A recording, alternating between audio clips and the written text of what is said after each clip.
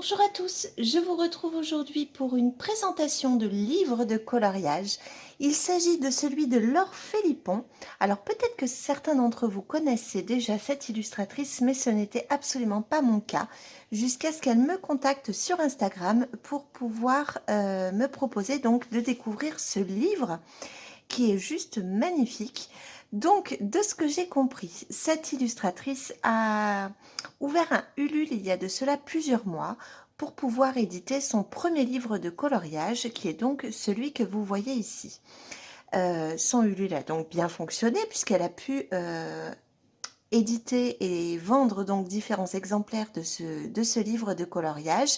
Et puisque ça a très bien fonctionné, elle a donc réalisé un second Ulule pour pouvoir réaliser un deuxième livre de coloriage qui s'est donc également soldé par une réussite puisque elle va pouvoir éditer cette nouvelle édition. À cette occasion, donc, elle m'a contacté, comme elle a dû contacter également d'autres personnes, pour pouvoir promouvoir également ce premier livre pour ceux qui ne le connaissaient pas, et moi la première en l'occurrence. Donc ce que je vais vous proposer, c'est de le découvrir ensemble. Je vous mettrai bien sûr le lien de la boutique de Laure Philippon en barre de description, de manière à ce que vous puissiez aller découvrir donc ces illustrations, son univers, et si vous le souhaitez, acheter cet ouvrage qui doit avoisiner les 10 €, donc autant dire que c'est vraiment pas grand chose du tout. On est sur un format carré qui est broché. Alors moi, c'est ce que je préfère avec les anneaux comme ça, les spirales, de manière à ce qu'on puisse tenir à plat lors de nos mises en couleur. Je trouve que c'est l'idéal. Et on va donc le feuilleter ensemble pour le découvrir. Donc comme vous le voyez, on va avoir des illustrations qui vont être très variées, mais on a essentiellement des portraits et des portraits féminins. Donc ici, c'est l'illustration que l'on retrouve sur la couverture qui est juste superbe.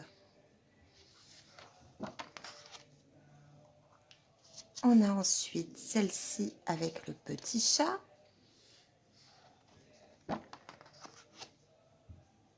Celle-ci avec ses fleurs. Elle est vraiment très très belle celle-ci aussi.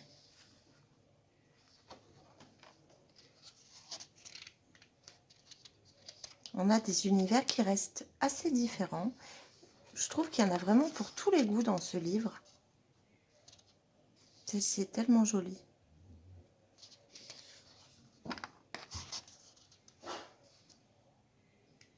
Celle-ci est vraiment magnifique aussi, mais je pense que je pourrais le dire un certain nombre de fois à la découverte de ce livre. Là, on a une belle licorne. Là, on retrouve un loup et vous avez des illustrations qui sont vraiment très simplifiées de manière à pouvoir laisser parler votre créativité. Là, vous voyez qu'on a des traits relativement simples.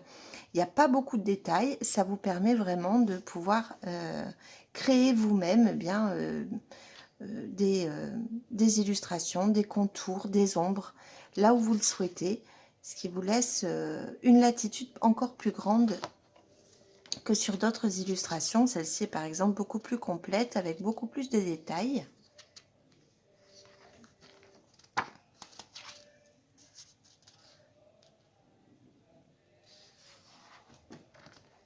Là typiquement celle-ci, vous avez de quoi laisser parler votre imaginaire avec ces grandes ailes de fée.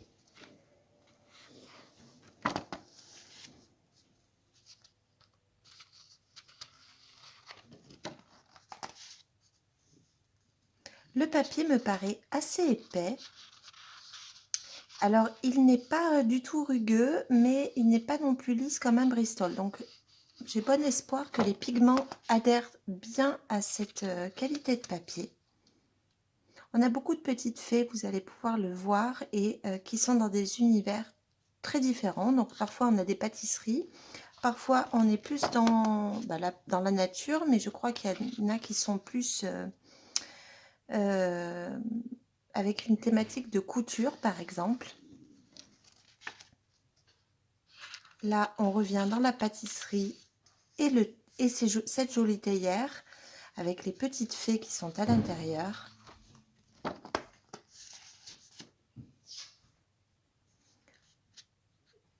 Ici, on retrouve de jolies étoiles.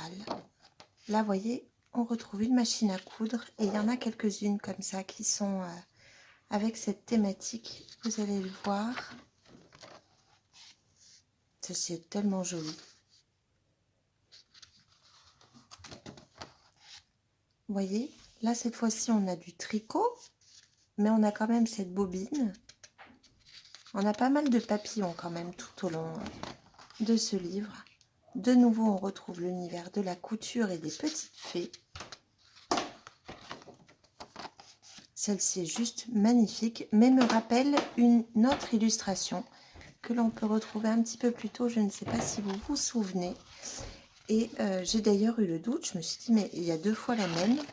Et en fait, elles sont un petit peu différentes. Je vais vous montrer. Voilà. Vous voyez tous ces papillons-là autour de cette jolie jeune femme. Et bien là, on retrouve également ces papillons autour de celle-ci. Donc pour ceux qui aiment mettre en couleur les papillons, les libellules, les fleurs et les fées, je pense que ce livre est réellement fait pour vous.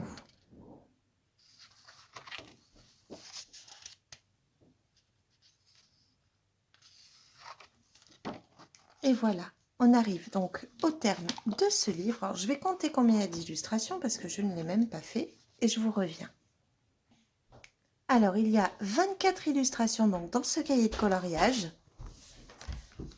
Si j'avais simplement tourné le livre, j'aurais eu la réponse à cette question. Donc, vous voyez, il a été déposé en mars 2021. Donc, ça remonte à déjà un certain temps. Vous avez le prix 10 € qui est affiché ici. Alors, peut-être que parmi vous, certains, ce que je vous disais au début de la vidéo, connaissaient déjà leur Félipon. Je vous renvoie quand même à la boutique avec le lien que vous allez retrouver en barre de description. Et puis, je vous mettrai également sa page Instagram, puisque c'est là que moi, j'ai pu découvrir un petit peu son univers. Comme j'ai l'habitude de le faire lors de la présentation des livres, je vais donc vous proposer une mise en couleur donc d'une des illustrations que j'aurais choisies donc, dans ce magnifique carnet. Je ne sais pas encore sur laquelle je vais partir, mais j'ai bien envie de tester l'aquarelle sur ce papier. Donc, écoutez, comme habituellement, je vais en rester là pour ce début de vidéo. Je vais choisir l'illustration, sortir mon matériel et je vous laisse en musique pour la découverte de cette mise en couleur. On se retrouvera à la fin pour faire un petit bilan sur mon expérience dans ce livre de coloriage. Donc, je vous dis à tout à l'heure.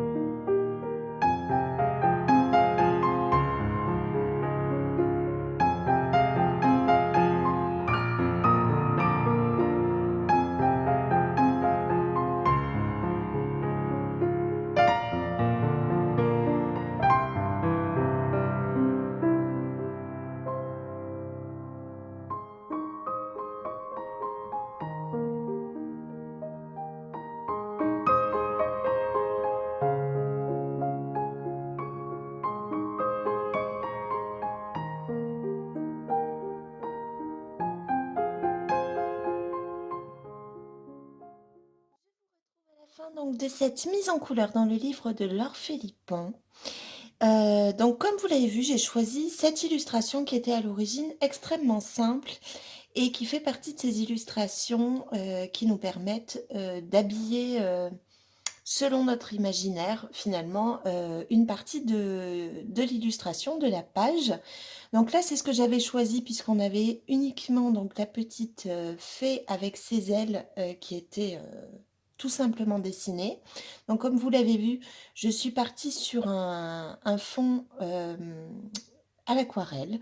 Donc j'avais très envie de tester ce papier sur l'aquarelle. Alors clairement, ce n'est pas un papier qui est propre à ce médium dans la mesure où on s'en aperçoit assez vite en déposant l'aquarelle que les pigments sont tout de suite absorbés et ne glissent pas du tout sur le papier, mais ça n'empêche pas que l'on peut l'utiliser. D'ailleurs, vous avez vu, j'ai utilisé du liquide de masquage, du ruban de masquage pour garder les contours. Il s'est enlevé très facilement. L'aquarelle n'a bien sûr pas débordé, comme vous le voyez, et surtout, j'ai pas un effet de papier gondolé qu'on peut retrouver sur des papiers de mauvaise qualité. Donc ça, c'est plutôt un très bon signe. Ça veut dire que, voilà, on peut quand même se permettre d'utiliser un certain nombre de médiums sur ce livre de coloriage. Et comme vous allez le voir à l'arrière, eh bien, vous voyez, on perçoit un petit peu, vous voyez des petites vagues ici, mais c'est vraiment très léger. Et l'avantage, c'est que comme on a une illustration par page au recto, et bien le verso, même si par exemple vous utilisiez des feutres à alcool, vous n'auriez pas non plus de difficulté à partir du moment où vous protégez l'arrière avec une autre feuille. Donc ça, c'est plutôt très bien. En crayon de couleur, bah, vous l'avez vu, j'ai utilisé les luminances, mais je n'avais quasiment rien à faire. J'ai à peine retravaillé les ailes et puis bien sûr, j'ai réalisé la petite fée. Donc avec les luminances, en termes de teinte, bah, j'ai utilisé essentiellement le Dark Indigo, le 639, et l'Indanthrone Blue, le 649. J'ai également mis un petit peu de Pink White, le 581 et un petit peu de Light Cobalt Blue, le 661. Donc ça, c'était pour tout ce qui était bleu. Et pour ce qui est du combo peau, alors j'ai utilisé le 69, qui est le Burnt Sienna. Puis j'ai utilisé le 866, qui était le Burnt Sienna 50%, et le 862, le Burnt Sienna 10%. Pour accentuer les pommettes, j'ai pris le 94, qui est le Hibiscus Pink. Et enfin, pour réaliser la petite robe, j'ai réutilisé donc mon crayon bleu, le 661, le Light Cobalt Blue, auquel je suis venue ajouter une teinte un petit peu plus violette. C'est le 830. C'est le Ultramarine Violet. Ensuite, il y a un petit peu de Lumocolor. Pour reprendre le dessin de la lune par-dessus mon aquarelle, j'ai utilisé le Derwent Drawing blanc.